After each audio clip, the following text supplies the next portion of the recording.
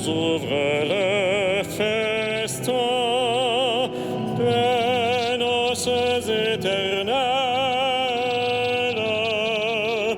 et nous allons par les chemins annoncer la nouvelle.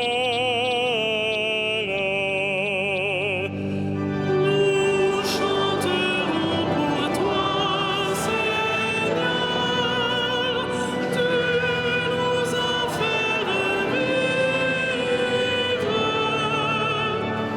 que ta parole est dans nos cœurs, à jamais nous délivre. Le monde attend de nous, Seigneur, un signe de ta gloire. Que l'Esprit vienne dans nos cœurs, achever ta victoire. Nous chanterons pour toi, Seigneur, tu nous as fait revivre, que ta parole est dans nos cœurs, à jamais nous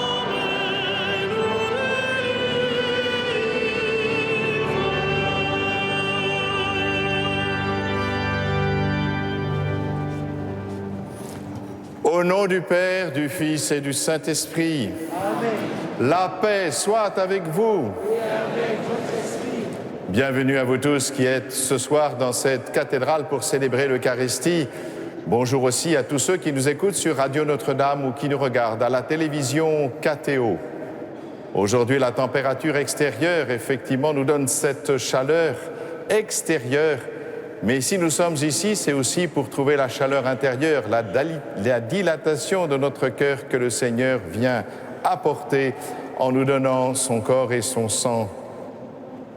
Nous avons besoin aussi, pour l'accueillir en plénitude et pour que nos cœurs soient pleins de joie, nous avons besoin de sa miséricorde. Voilà pourquoi nous commençons cette Eucharistie en nous en remettant à cette miséricorde et en reconnaissant ensemble que nous sommes pécheurs. Je confesse à Dieu Tout-Puissant, je reconnais devant mes frères que j'ai péché en pensée, en parole, par action et par omission. Oui, j'ai vraiment péché.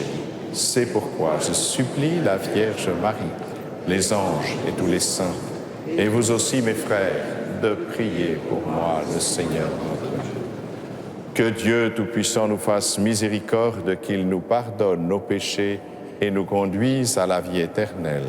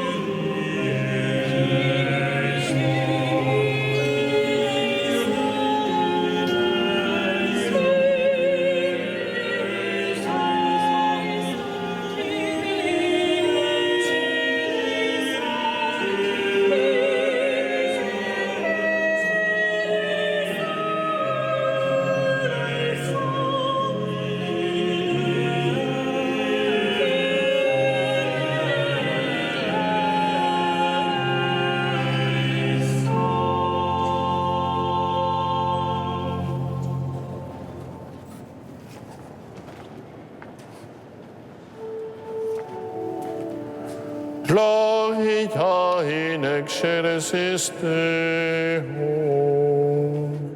Et in terra pax hominibus bone voluntatis. Laudamus Dei. Benedicimus te. Adoramus Dei. Glorificamus te. Gratias agibus tibi, propter Mariam gloriam tuam. Domine Deus Rex Celestis, Deus Pater omnipotens, Domine Filii unigenite, Iesu Christe, Domine Deus Agnus Dei, Filius Patris, qui tollis peccata mundi, miserere nobis. qui tollis peccata mundi, suscipe pregationem nostra. Qui sedes ad dexteram Patris, miserere nobis. Uniam tu solus sanctus, Tu solus Dominus, tu solus altissimus, Iesu Christe, cum Sancto Spiritu, in gloria Dei Patris.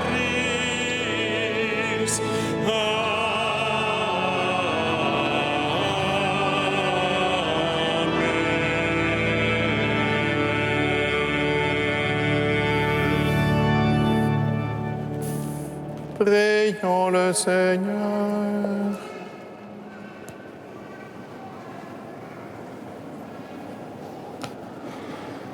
Tu as voulu, Seigneur, qu'en recevant ta grâce, nous devenions des fils de lumière.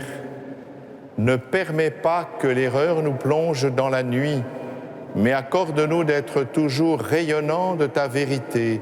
Par Jésus-Christ, ton Fils, notre Seigneur et notre Dieu, qui vit et règne avec toi dans l'unité du Saint-Esprit, maintenant et pour les siècles des siècles. Amen.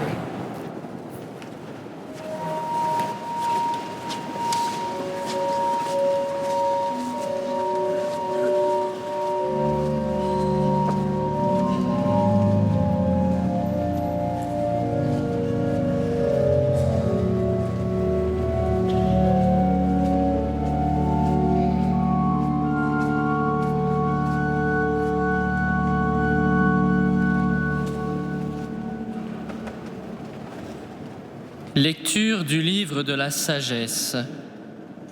Dieu n'a pas fait la mort.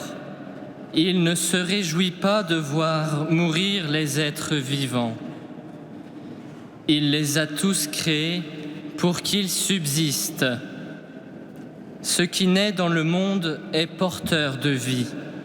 On n'y trouve pas de poison qui fasse mourir. La puissance de la mort ne règne pas sur la terre, car la justice est immortelle. Dieu a créé l'homme pour l'incorruptibilité.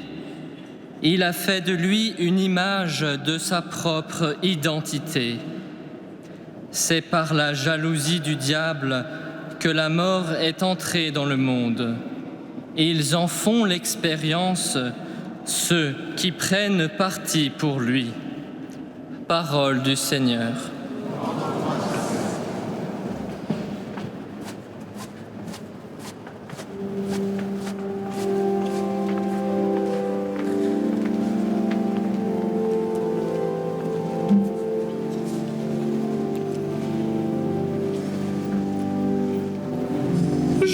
t'exalte, Seigneur, tu m'as relevé.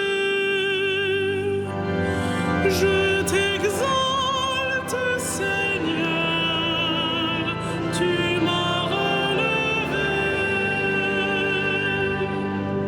Je t'exalte, Seigneur, tu m'as relevé. Tu m'épargnes les rires de l'ennemi. Seigneur, tu m'as fait remonter de l'abîme et revivre quand je descendais à la fosse. Je t'exalte, Seigneur, tu m'as relevé. Fêtez le Seigneur, vous ses fidèles. Rendez grâce en rappelant son nom très saint. Sa colère ne dure qu'un instant, sa bonté toute la vie.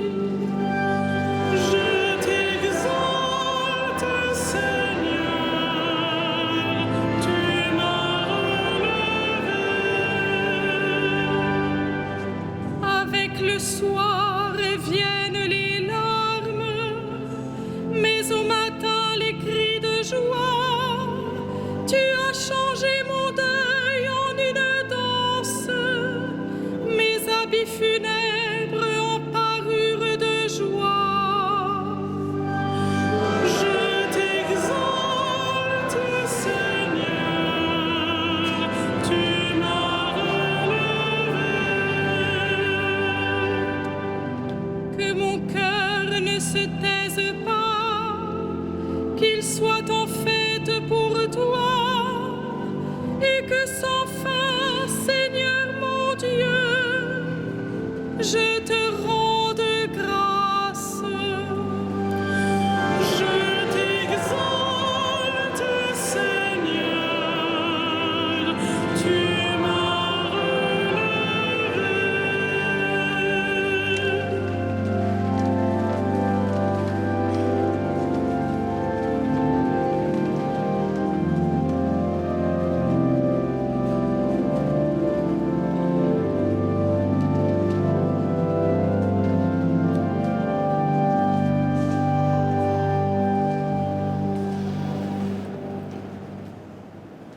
Lecture de la deuxième lettre de saint Paul apôtre aux Corinthiens.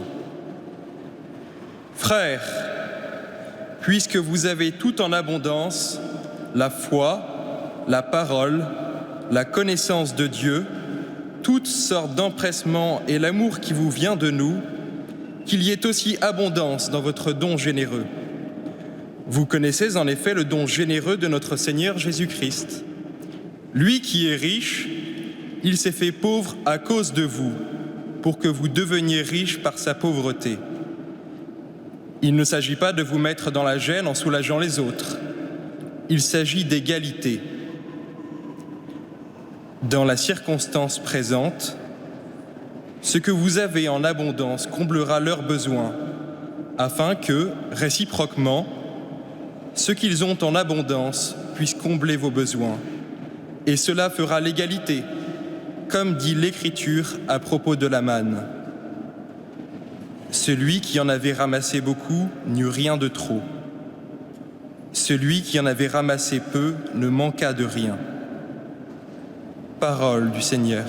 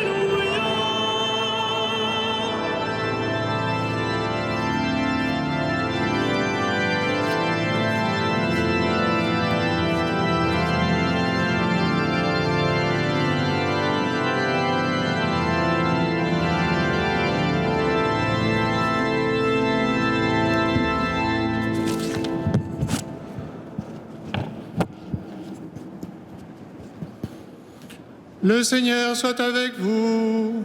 Et avec votre esprit. Évangile de Jésus-Christ selon saint Marc. Gloire à toi, Seigneur.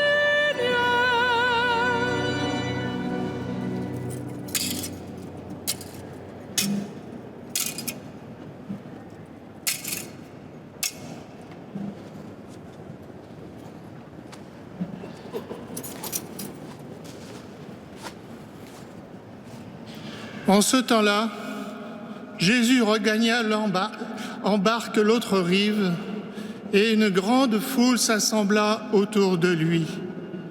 Il était au bord de la mer. Arrive un chef de synagogue nommé Jaïr. Voyant Jésus, il tombe à ses pieds et le supplie instamment.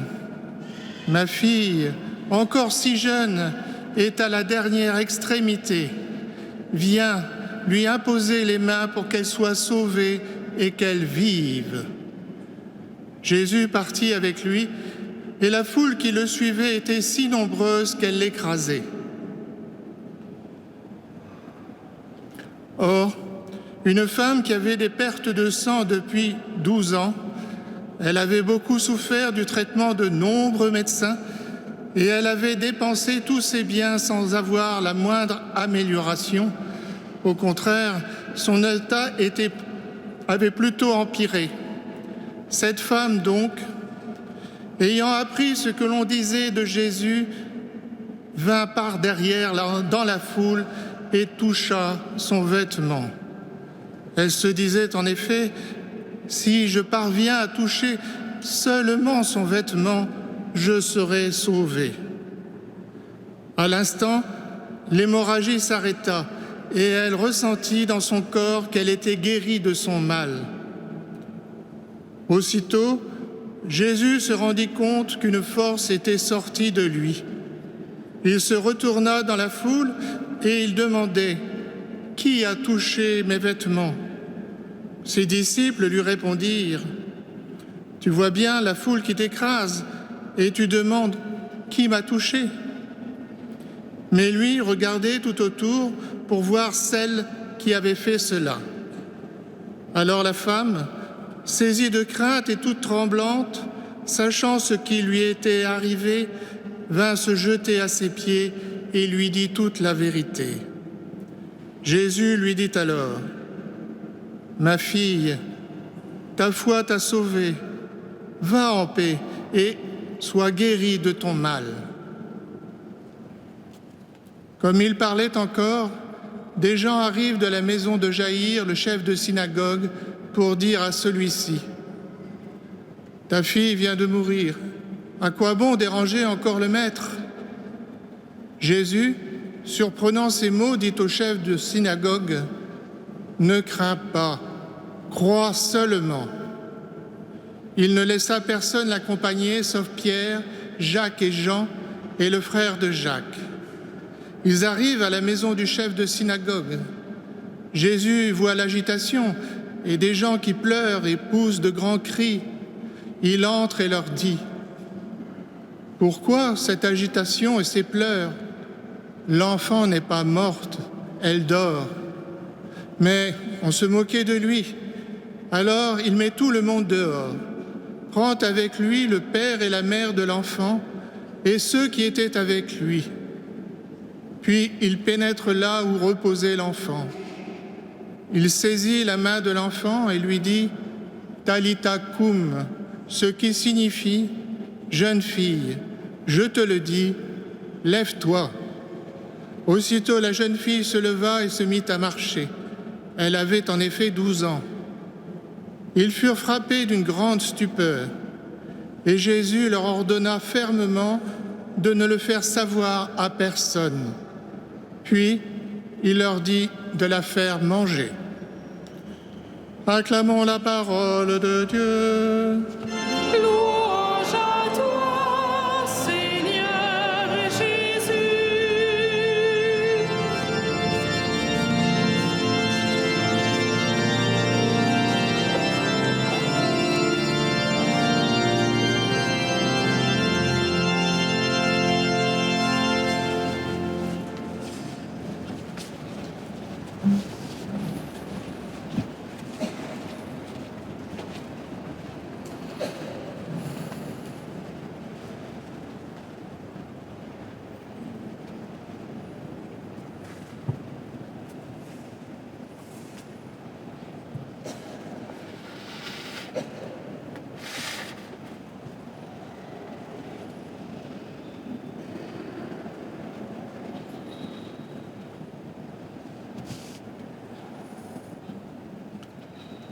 La mort. La mort, cette maudite question éternelle, comme l'écrivait Dostoïevski. La mort, inéluctable destin de tout être vivant, qu'autrefois on mettait en scène, y compris dans l'Église, et qu'aujourd'hui l'on cache. Comme le dit le célèbre livre de M. Gorer sur The Pornography of Death, qui montre que le tabou sexuel a été remplacé par le tabou de la mort. La mort, qui servait de définition paradoxale au célèbre médecin Xavier Bichat, qui écrivait en 1800 que la vie, c'est l'ensemble des fonctions qui résistent à la mort. Étonnant, non? Et oui, parce que tout simplement, tout ce qui existe de matière inerte ou organique est soumis au vieillissement et à l'usure, comme le démontre le deuxième principe de thermodynamique, appelé aussi principe d'entropie. Même notre Soleil deviendra un jour une étoile morte. Tout va se desséchant, n'est-ce pas ce que disent déjà les psaumes? Alors, si effectivement nous constatons que la mort est inscrite dans la matérialité de la création, comment peut-on comprendre cette affirmation que nous venons d'entendre dans la première lecture, dans ce livre de la sagesse? Dieu n'a pas fait la mort. Il a créé l'homme pour une existence impérissable. Peut-être pouvons-nous réfléchir peut-être à partir de la science. Que nous dit la biologie? Dans la vie biologique, l'important, ce n'est pas la substance matérielle. Tout est une question d'information et de transmission d'un message. Le principe de la vie procède d'une certaine parole inscrite dans le génome, transmise et recopiée à travers toute la chaîne du vivant. Elle s'exprime ou ne s'exprime pas en fonction de contingences qu'on appelle l'épigénétique, liées à l'environnement, au contexte relationnel ou aux conditions d'existence. Alors que l'expression du message, que sont les êtres vivants que nous sommes, soumis à l'inéluctable finitude, le message de la vie, lui, perdure. Non seulement il se transmet, mais en plus il se complexifie. N'est-ce pas étrange?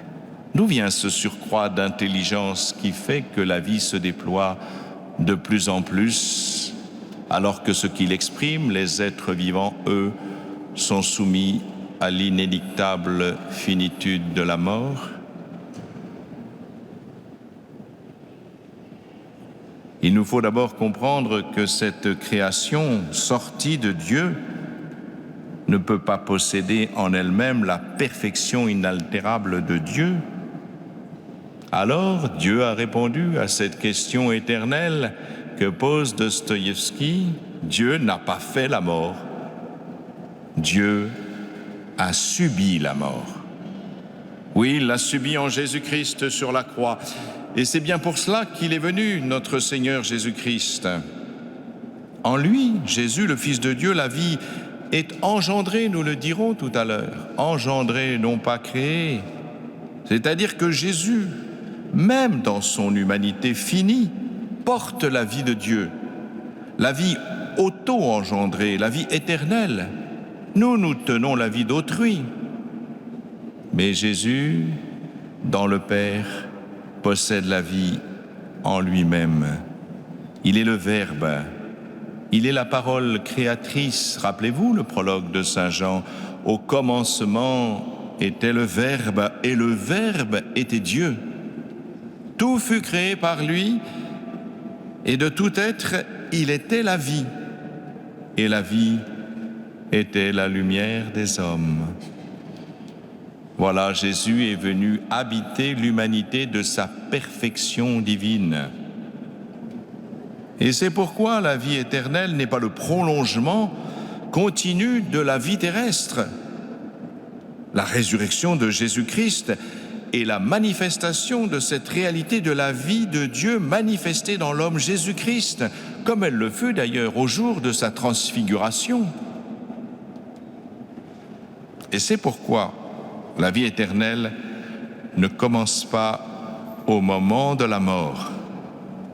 La vie éternelle commence au moment où on entre dans la communion d'amour avec Dieu. C'est exactement ce que dit le pape Benoît XVI dans son encyclique sur l'espérance, Spe Salvi. Voilà ce qu'il dit. La vie éternelle, c'est une immersion dans l'océan de l'amour infini dans lequel le temps n'existe plus. 3 fois dans l'Évangile que nous venons de lire, 3 fois, le terme « être sauvé » est employé. N'est-ce pas ce que signifie le nom de Jésus, Yeshua, Dieu sauve? Mais de quoi nous sauve-t-il, Jésus? De quoi nous sauve-t-il? Eh bien justement, il nous sauve de la mort. Tous les gestes de Jésus, et en particulier ceux que nous avons entendus dans cet évangile, signifient cela. Signifient et préfigurent la victoire de Jésus sur la mort. Chez la femme hémorroïs, dont je passerai rapidement la question de la médecine, qui apparemment non seulement fut incompétente, mais aggrava son cas et en plus prit tout l'argent de cette pauvre femme. Je ne m'étends pas tout simplement parce qu'il y a ici des jeunes gens que je connais qui préparent la médecine. Je ne voudrais pas les décourager. Mais je vais revenir plutôt sur ce que le Seigneur a dit lui-même. Qu'est-ce que c'est que cette hémorragie? Cette coulée de sang? Le sang, dans l'Antiquité, c'est le symbole de la vie.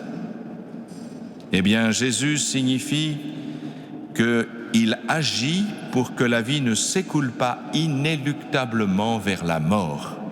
Voilà le sens de ce geste de Jésus.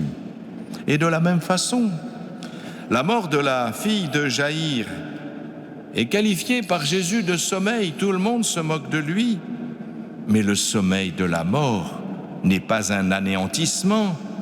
Et Jésus vient alors, comme pour cette jeune fille, nous prendre par la main pour nous faire entrer dans cette communion d'amour divine qui s'inaugure ici-bas par la foi. C'est comme cela que nous entrons dans la vie éternelle. Et c'est bien ce que Jésus demande à Jaïr, le chef de la synagogue, qui pourrait être désespéré puisque sa petite fille vient de mourir. Il lui dit « Ne crains pas, crois seulement ». C'est bien à la foi qu'il est appelé. Et à la femme guérie, il a demandé simplement de passer de la croyance en un acte magique, toucher le vêtement de Jésus, à la véritable foi, qui est une relation de personne à personne et qui unit à Dieu. Que dit Jésus? Ma fille, ce qu'il a fait entrer en relation avec lui, ma fille, ta foi t'a sauvée. Et voilà toute la démarche chrétienne. Et voilà comment sont unies les 3 vertus théologales qui viennent de Dieu. L'espérance, oui, l'espérance, telle est notre espérance. L'espérance est un acte de foi qui fait entrer dans la vie pour une éternité d'amour. Amen.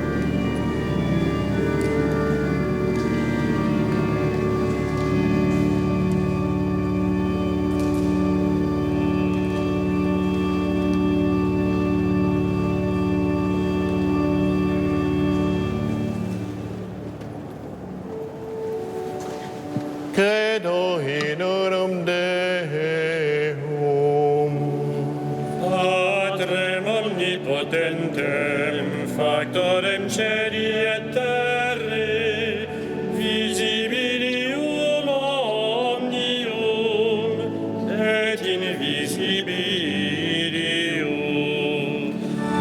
Et in unum Dominum Iesum Christum, Filium Dei unigenitum, Et ex Patre natum ante omnia saecula. Deum de Deo, lumen de lumine, Deum verum de Deo verum. Genitum non factum consubstantialem Patri, erquem omnia facta sunt. Qui propter nos homines, et propter nostram salutem, descendit de celis. Et incarnatus est de Spiritus Sancto, ex Maria Virgine, et homo factus est. Crucifixus etiam pro nobis, sub Pontio Pilato, passus et sepultus est. Et resurrexit tertia die, secundum scripturas. Et ascendit in caelum, sedet ad dexteram Patris.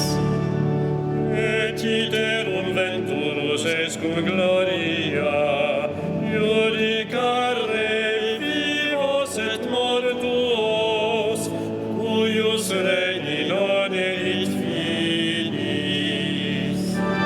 Et in Spiritum Sanctum Dominum, et vivificantem, qui ex Patre Filio, qui procedit.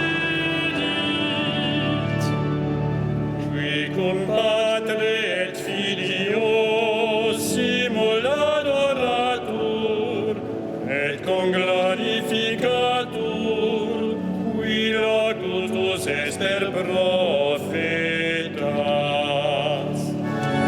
Et unam sanctam catholicam et apostolicam ecclesiam, Confiteorum baptisma in remissionem peccatorum. et expecto resurrectionem mortuorum, Et vitam venturis seculi.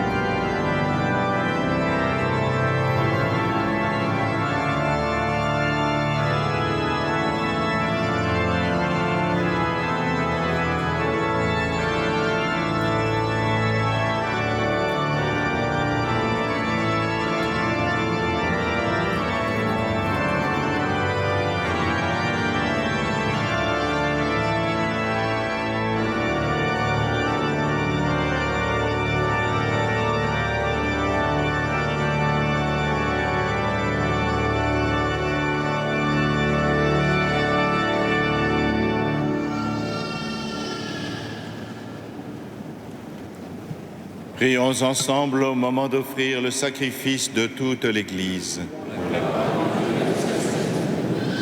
Dieu qui agit avec puissance dans tes sacrements, fais que le peuple assemblé pour te servir soit accordé à la sainteté de tes propres dons, par Jésus le Christ, notre Seigneur. Le Seigneur soit avec vous. Et avec votre esprit, Élevons notre cœur. nous le tournons vers le Seigneur. Rendons grâce au Seigneur notre Dieu. Cela est juste et bon. Vraiment, il est juste et bon de te rendre gloire, de t'offrir notre action de grâce toujours et en tout lieu. À toi, Père très saint, Dieu éternel et tout-puissant. Oui, nous le reconnaissons, afin de secourir tous les hommes, tu mets en œuvre ta puissance. Et tu te sers de notre condition mortelle pour nous affranchir de la mort. Ainsi, notre existence périssable devient un passage vers le salut par le Christ notre Seigneur. C'est par lui que les anges assemblés devant toi adorent ta gloire. À leur hymne de louange, laisse-nous joindre nos voix pour chanter et pour proclamer.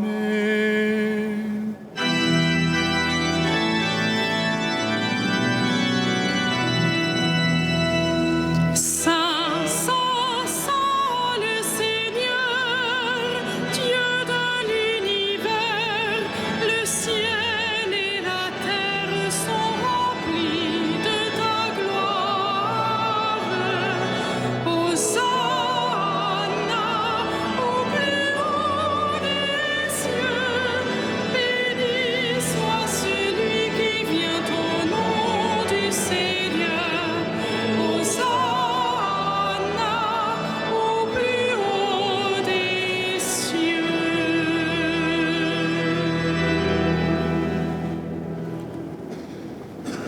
Tu es vraiment saint Dieu de l'univers et toute la création proclame ta louange.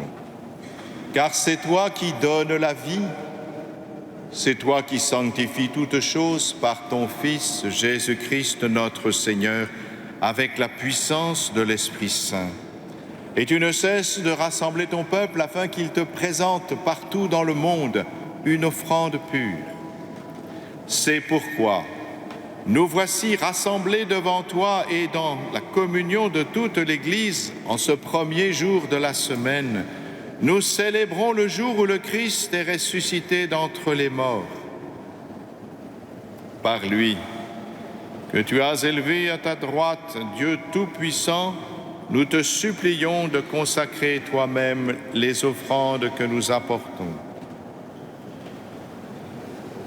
Sanctifie-les par ton esprit pour qu'elles deviennent le corps et le sang de ton Fils, Jésus-Christ notre Seigneur, qui nous a dit de célébrer ce mystère.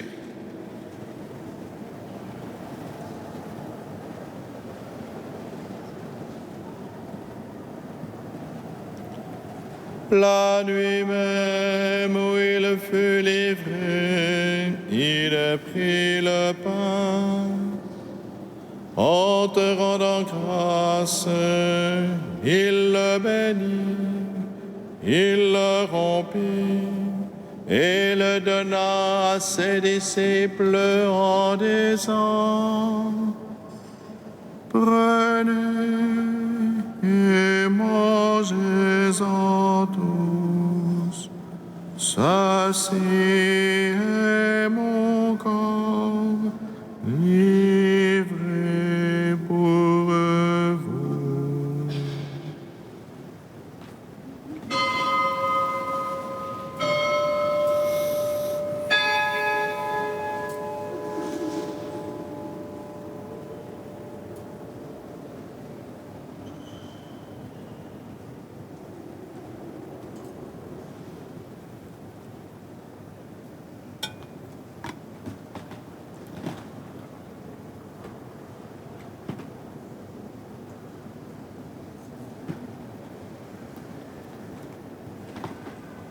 De même, à la fin du repas, il a pris la coupe. En te rendant grâce, il la bénit et la donna à ses disciples en disant: Prenez et buvez-en tous, car ceci est la coupe de mon sang, le sang de l'alliance nouvelle et éternelle, qui sera versé pour vous et pour la multitude en rémission des péchés. Vous ferez cela en mémoire de moi.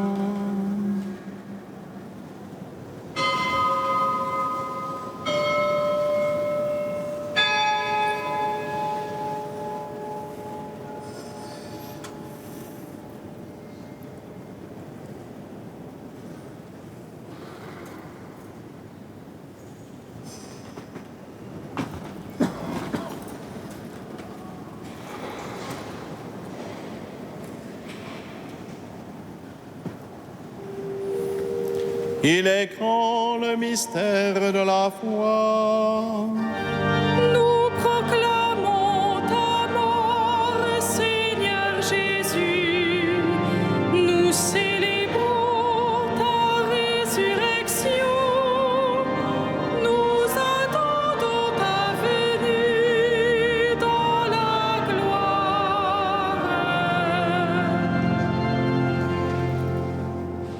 En faisant mémoire de ton Fils, de sa passion qui nous sauve, de sa glorieuse résurrection et de son ascension dans le ciel, alors que nous attendons son dernier avènement, nous présentons cette offrande vivante et sainte pour te rendre grâce.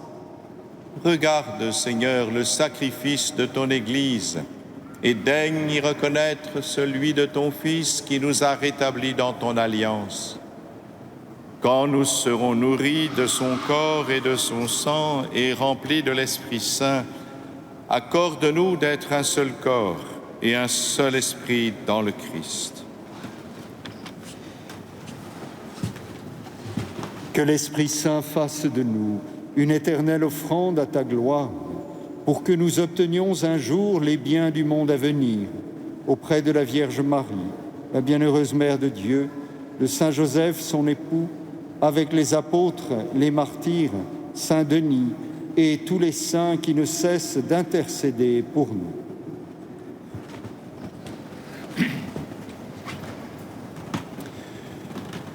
Et maintenant, nous te supplions, Seigneur, par le sacrifice qui nous réconcilie avec toi, étends au monde entier le salut et la paix. Affermis la foi et la charité de ton Église au long de son chemin sur la terre. Veille sur ton serviteur, le pape François, et notre archevêque Michel, ses auxiliaires, l'ensemble des évêques, les prêtres, les diacres et tout le peuple des rachetés. Écoute les prières de ta famille assemblée devant toi et ramène à toi, Père très aimant, tous tes enfants dispersés.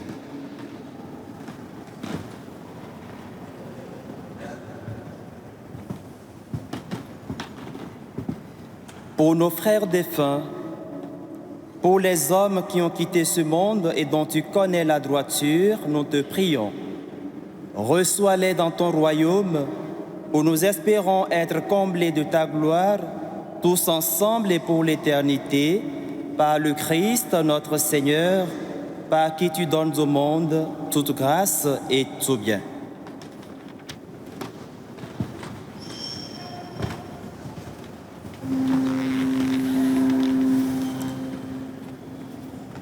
Par lui, avec lui et en lui.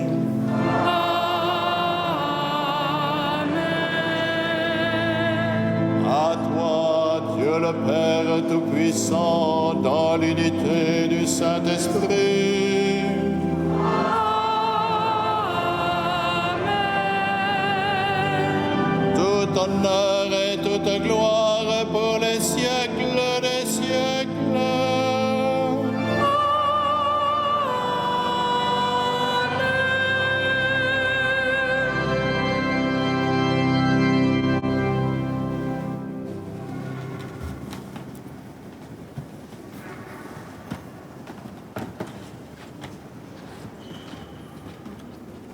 Unis dans le même esprit, nous pouvons dire avec confiance la prière que nous avons reçue de notre Sauveur.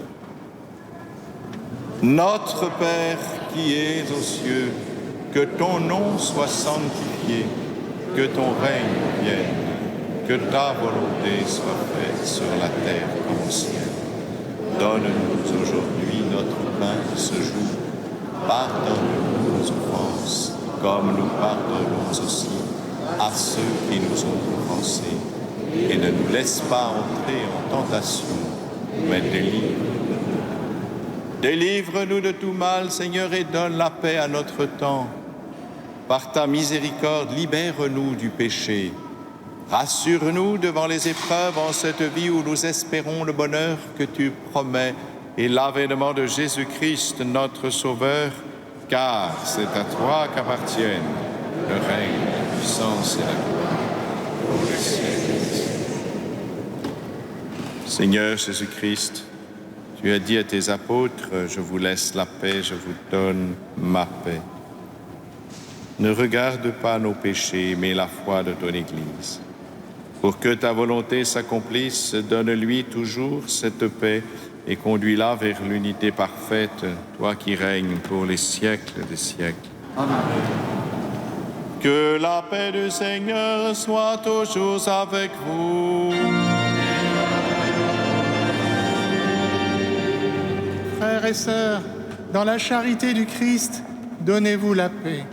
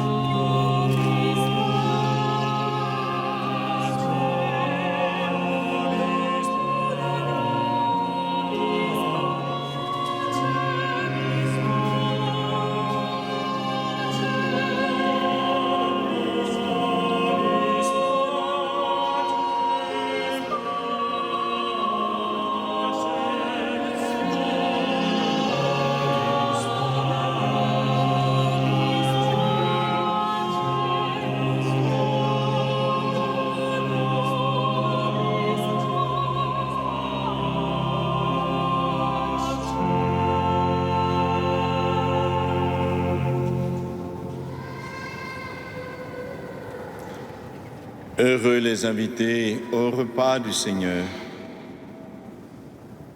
Voici l'agneau de Dieu qui enlève le péché du monde. Seigneur, je ne suis pas digne de te recevoir, mais dis seulement une parole et je serai guéri.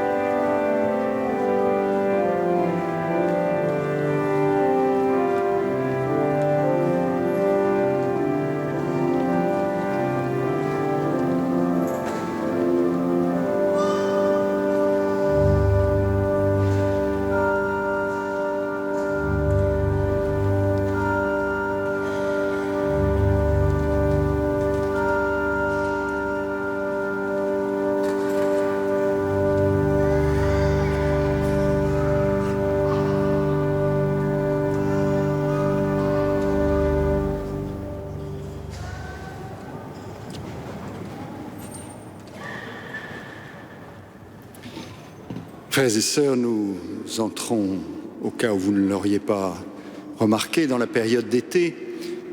Et donc, le rythme est un tout petit peu allégé par rapport à l'année, c'est-à-dire que la messe de 9 heures n'est plus assurée quotidiennement en semaine. Elle est notamment réservée pour des groupes qui veulent venir en pèlerinage. Et puis, le jeudi soir, il n'y aura pas de temps d'adoration après la messe. Voilà, ce sont simplement les deux changements habituels pour le temps d'été. Tous les autres horaires sont les mêmes que durant l'année. Nous avons la saison musicale qui, elle, ne prend pas beaucoup de pauses, et nous avons notamment mardi prochain, à 20h30, un concert de musique médiévale autour de la messe de la Sorbonne, avec la maîtrise Notre-Dame de Paris, en tout cas des membres de la maîtrise, dirigée par Sylvain Dieudonné. Voilà, toutes les autres informations se trouvent sur votre feuille. N'oubliez pas, bien sûr, dès à présent, les festivités du 15 août, avec une veillée mariale le 14 août au soir, procession au flambeau, et le 15 août, les messes à l'heure du dimanche et la procession, bien sûr, l'après-midi. C'est le cardinal archevêque de Québec, si j'ai bonne mémoire, qui présidera nos célébrations cette année.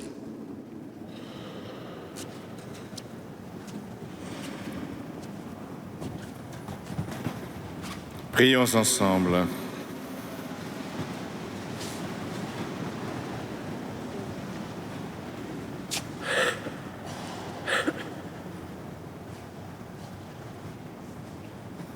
Que le corps et le sang de Jésus-Christ offerts en sacrifice et reçus en communion nous donnent la vie, Seigneur.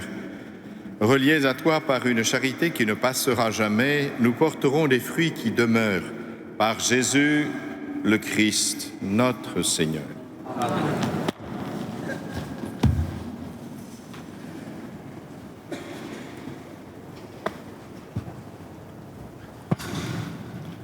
Le Seigneur soit avec vous. Et avec votre esprit. Que Dieu Tout-Puissant vous bénisse, le Père, le Fils et le Saint-Esprit. Allez dans la paix du Christ.